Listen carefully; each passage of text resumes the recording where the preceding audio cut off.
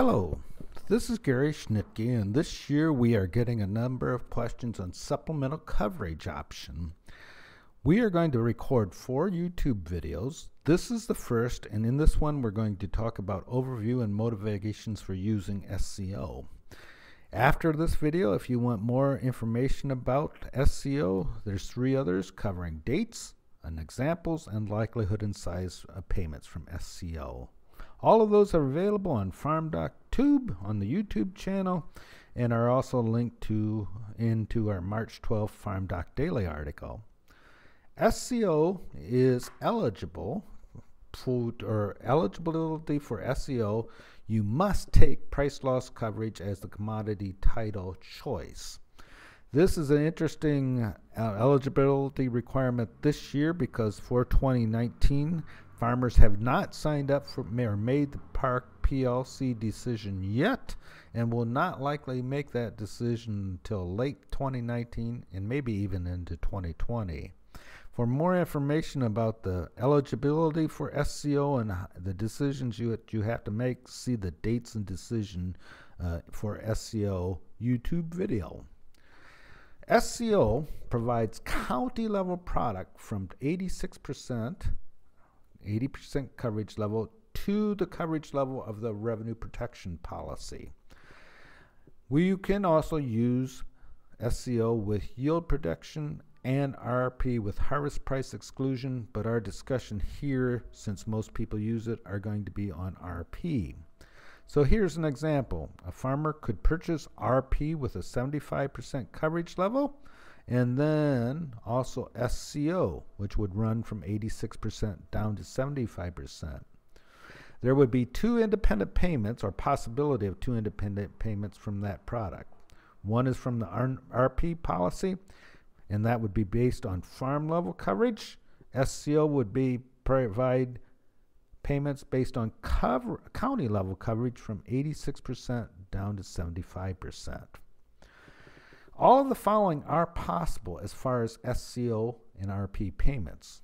You could get a payment from both RP and SCO, and that would happen in the years like 2012. SCO can make a payment, RP does not.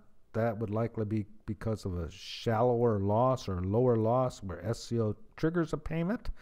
We could have RP make a payment and SCO does not. This is probably the situation that most people worry about, the farm having a loss but the county not triggering a payment. And obviously neither could make a payment, which is likely the case that occurred in 2016, 2017, and 2018 in most counties. The motivations for taking SCO differ, in my opinion, between 2 types. If we currently have a person that's taking 85% RP coverage level, they could take SCO, and what they would be doing, and here's the pro, is reducing their premium cost.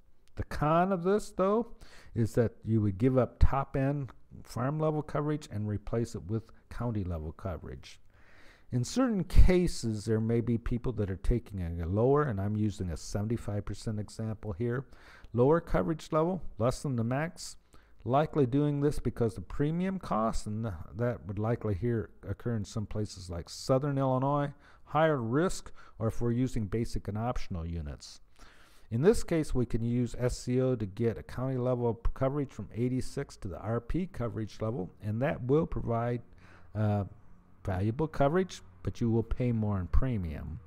I'm going to give you a couple of examples here of premium difference. I'm going to take those from our iFarm premium calculator, and you can download this from our FAST website. What I'm going to be doing, though, in the next several slides is taking RP premium for enterprise unit primarily and supplemental coverage, which you can see there in the blocks, and adding them up and showing our alternatives. I will also do one for optional units. One important item to note here is that you will pay an administrative fee if you take the SCO policy. So you take that SCO policy, there will be an administration fee on top of the premiums. Here you see what we're going to be using as far as the premiums in my following examples. Going to start with Sangamon County Enterprise Unit. Let's say the individual in this county is already taking 85%. They'll be paying $21.57. they could take RP at a 75% level, pay $561 for the RP policy, $393 for the SCO policy, and paid $954. That's less, obviously, than the $21.57 for a savings of $12.03. Again, there would be county coverage from 86% down to 75%. As another example, let's say we're not doing enterprise units but doing optional units. In this case, let's say that individual is taking 75% already, $18.90. They could drop a coverage level, get $20.91, $2.01 more. But the advantage really is pretty big here, because now we at least get coverage at 86% down to 70%. It is at the county level, but that could be very attractive in certain years.